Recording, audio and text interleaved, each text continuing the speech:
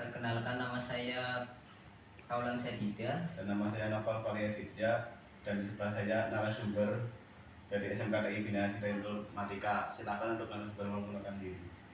Halo semuanya, perkenalkan nama saya Wanita Diningsih, guru pendidikan Pancasila di SMKTI Bina Cita Informatika Purwokerto, sekaligus sebagai guru sejarah. Ibu pernah sekolah di mana sih? Sekolahnya saya SMA-nya di SMA Negeri 1 Kutasari. Jadi alamat saya di Purbalingga, di Bojongsari tepatnya, tapi sekolah saya di SMA Negeri 1 Kutasari Purbalingga.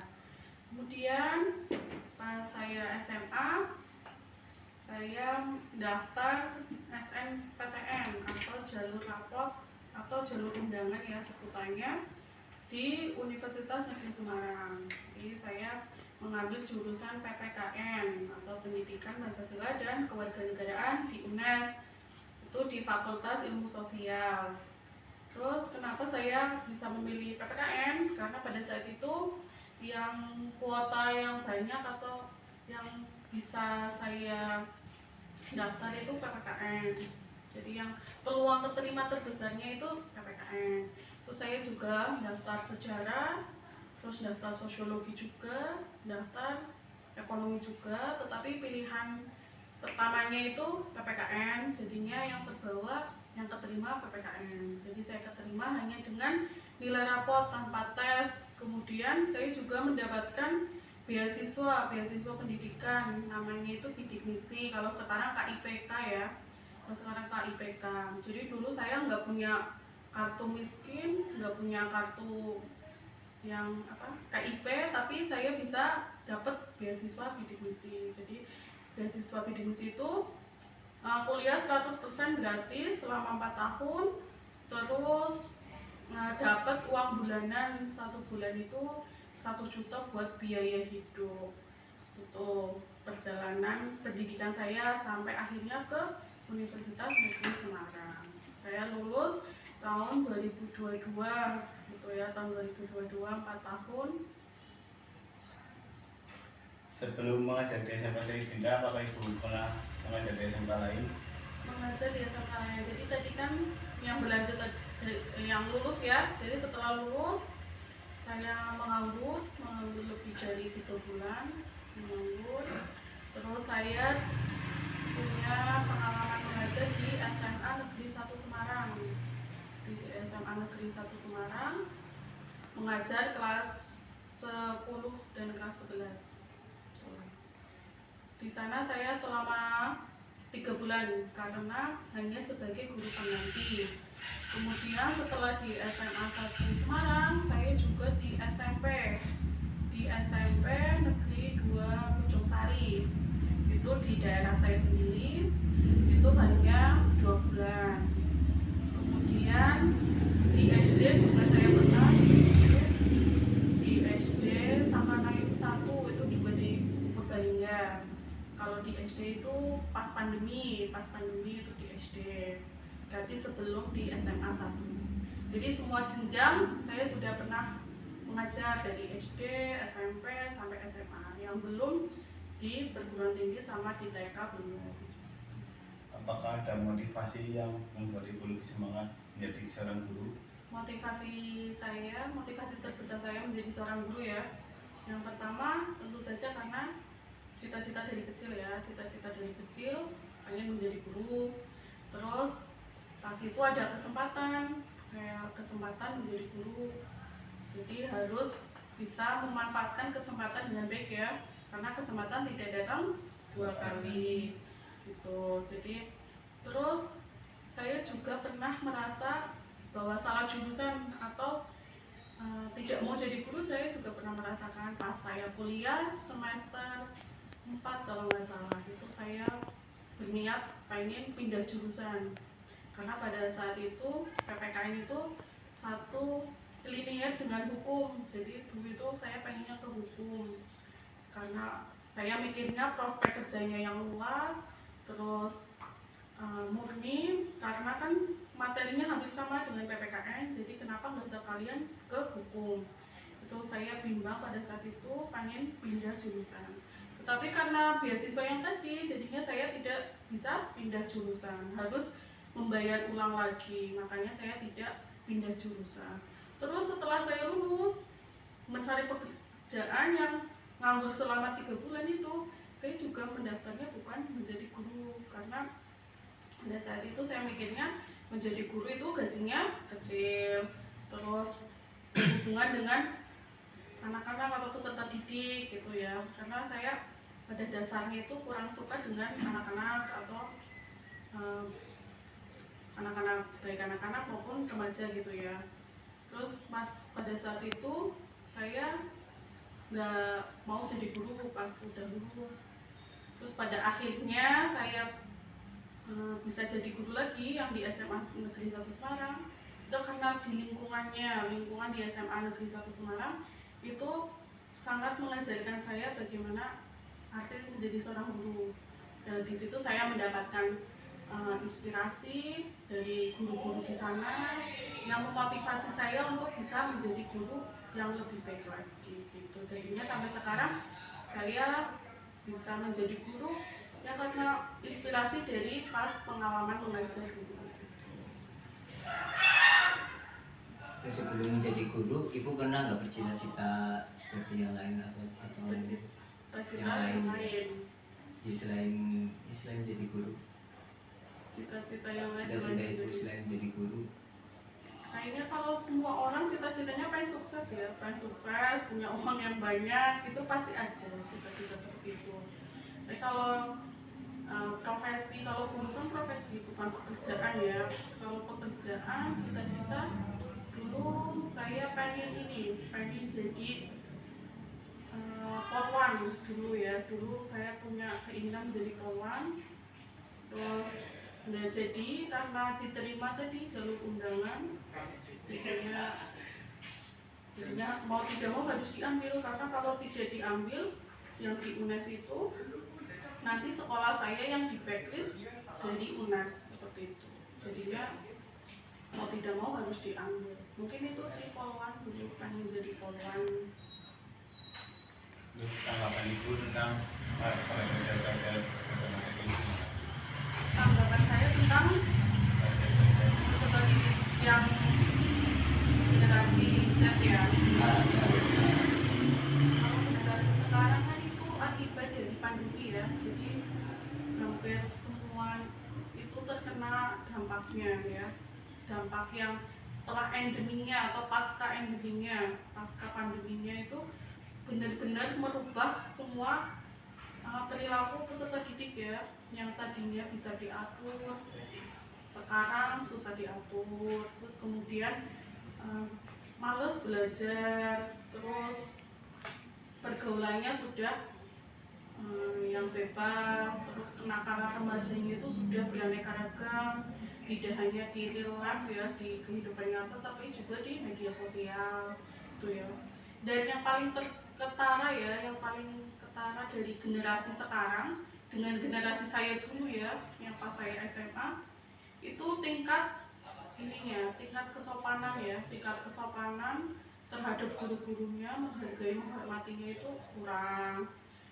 Walaupun anak-anak sekarang itu lebih aktif, nggak pemalu ya, nggak kalau bertanya ke guru itu ya langsung tanya, nggak pemalu, itu positifnya. Tetapi negatifnya malah jadi menyepelekan guru, jadi tidak menghargai, terus tidak menghormati guru. Itu sih yang pelajar sekarang seperti itu.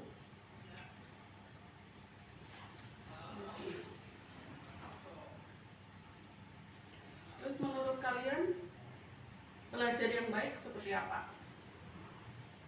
Menurut saya sendiri, pelajar yang baik ya pelajar yang bisa menghargai guru, terus kemudian menghormati. Kalau pintar doang sih nggak bisa. Pintar enggak. Yang paling penting menurut kalian Sopanan. sama apa lagi satu? Sopan, terus sama menghargai. Sopan itu termasuk apa? masuk Etika atau attitude itu nomor 1. Terus nilai nggak penting, nilai nomor 2. Nilai nomor 2. Terus nomor 3-nya yang paling penting Nomor lagi usaha, usaha, Iya. kerja keras. kerja keras. Yang paling penting itu kedisiplinan ya, kedisiplinan berangkat, disiplin mengerjakan tugas, bertanggung jawab sekolah, itu yang paling utama juga. Ini yang pertama itu adab ya, etika. Adab itu pasti di atas ilmu ya. Iya. Adab itu di atas ilmu, harus beradab dulu baru berilmu. Terus nilai itu juga penting karena kan sekolah tujuannya untuk memperluas wawasan ya, pengetahuan. Terus yang ketiga itu disiplinnya, konsisten kalian belajar, disiplin berangkat sekolah, bertanggung jawab, itu juga poin penting juga ya, tidak hanya skill sama ilmu. Terus apalagi? Terus ya usaha, Kalau usaha kerja keras, usaha kerja keras itu berkaitan dengan proses belajarnya ya, proses belajarnya emang harus berusaha, harus kerja keras. Terus menurut kalian itu tujuan sekolah itu apakah hanya untuk mencari kerja atau gimana? Kalian sekolah itu sih buat apa sekolah? Kalau menurut saya pribadi, sekolah itu untuk menambah wawasan dan pengalaman. Pengalaman apa? Seperti mengikuti organisasi di sekolahan dan bisa menghadapi peraturan-peraturan sekolahan supaya jika ada di masyarakat tidak kaget gitu. Terus yang wawasan pengetahuan itu apakah berguna setelah lulus? sangat berguna. Contohnya berguna buat apa? Gunanya untuk menghargai masyarakat mungkin. Misal sederhananya aja matematika, ya, matematika hitung-hitungan. Gunanya matematika buat kehidupan apa? Dan misalkan kita mau beli barang sesuatu, Membeli. jadi tidak gampang ditipu. Tidak akan ditipu. Ya berarti itu kan cuma penjumlahan kayak gitu kan, pengurangan. Sedangkan kalian belajarnya lebih dari itu, ada integral lah, Pitagoras dan lain sebagainya. Terus kalau PKN buat apa juga kalau PKN? Setelah sekolah Aturan-aturan ya Bu. Aturan-aturan peraturan di masyarakat. Jadi kalau menurut saya ya, materi yang kalian belajar ya, kalian belajari dari kelas 10 sampai kelas 12 itu tidak ada 50% berguna di masyarakat ya. Jadi kayak kalian belajar misal di PKN kan ada materi konflik, keberagaman, NKRI, itu di luar sana kalian nggak akan ditanya kan negara kesatuan itu apa, itu bergunanya itu kan tidak 100% pasti berguna kan, pasti hanya di waktu-waktu tertentu, misalkan bisa mengajarkan ke adik kalian atau ke anak kalian nanti, cuma sebatas itu kan wawasan pengetahuan materinya loh, materi pembelajarannya. Tetapi kalian sekolah tujuannya itu untuk membentuk kepribadian kalian, menemukan jati diri kalian ya. Seperti kalian tiap hari berangkat sekolah, disiplinnya kan jadi ada kebiasaan baik, kalian disiplin. Terus kalian mengerjakan tugas, berarti kalian sekolah membentuk kalian kerja keras, membentuk kalian jujur, terus membentuk kalian bertanggung jawab terhadap tugas ya itu.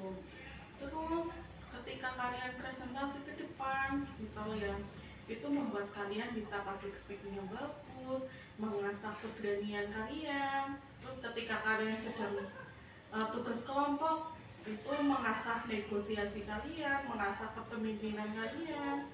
Jadi soft skillnya itu yang paling penting ya, materi pembelajaran itu yang paling penting di situnya.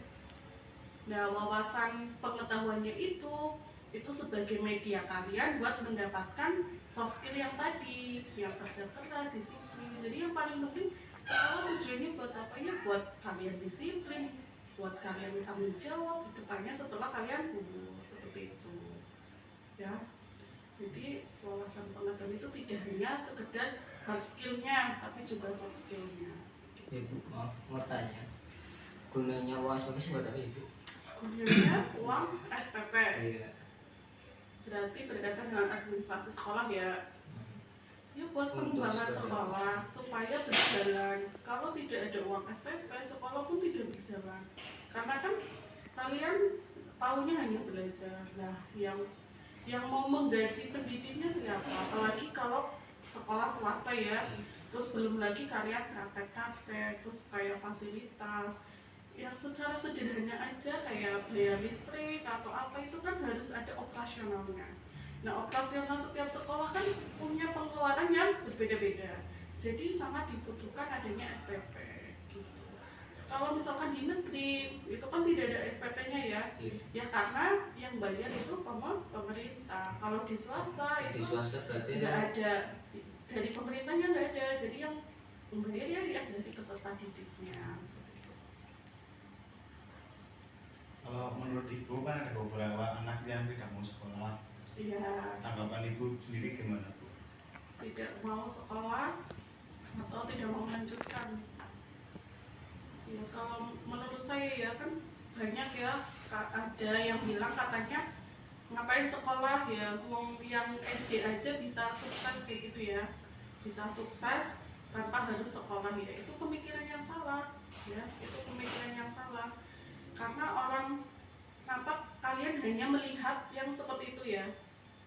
Mungkin pemikiran orang yang putus sekolah atau tidak melanjutkan sekolah itu berpikiran bahwa sekolah itu tidak menjamin kesuksesan. Terus kesuksesan itu bisa dari mana aja, bisa kerja di sini, bisa sukses kok tanpa pendidikan ya gitu ya.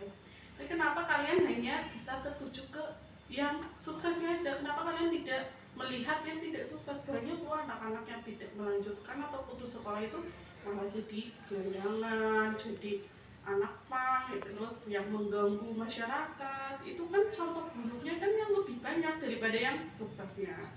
Terus kalian juga menganggap bahwa sekolah tinggi-tinggi misalkan, atau misal sekolah tinggi-tinggi ujung-ujungnya di PT misal ya, sekolah tinggi-tinggi misal kuliah aja ya, yang kuliah kok gajinya malah lebih rendah dari yang lulusan SD atau SMA kayak gitu kan, dan ada yang bilang kayak gitu. Nah, kenapa kalian hanya melihat sampai sisi itu aja, padahal di luar sana itu banyak sekali contoh-contoh yang lulus kuliah itu bisa mendapatkan pekerjaan yang lebih baik, mengangkat derajat orang tua dan lain sebagainya. Jadi mulailah melihat dari sisi lain yang berbeda. Jadi jangan melihat yang minoritas. Itu kan minoritas, orang SD sukses itu cuma minoritas, bukan mayoritas. Mayoritasnya itu yang gagal ya, putus sekolah atau tidak melanjutkan sekolah, itu mayoritasnya itu semuanya gagal ya. Yang sukses itu hanya beberapa. Nah, orang yang tidak berpendidikan ketika sukses itu tidak bisa mengaplikasikan yang tadi, yang skill yang tadi saya bilang, attitude-nya kurang, disiplinnya, bertanggung jawabnya pasti ada nilai kurangnya karena tidak diasah sejak sekolah, seperti itu. Ya, mungkin segitu dulu bu dari kami. Wassalamualaikum warahmatullahi wabarakatuh. Waalaikumsalam warahmatullahi wabarakatuh. Ya bu. Berapa menit?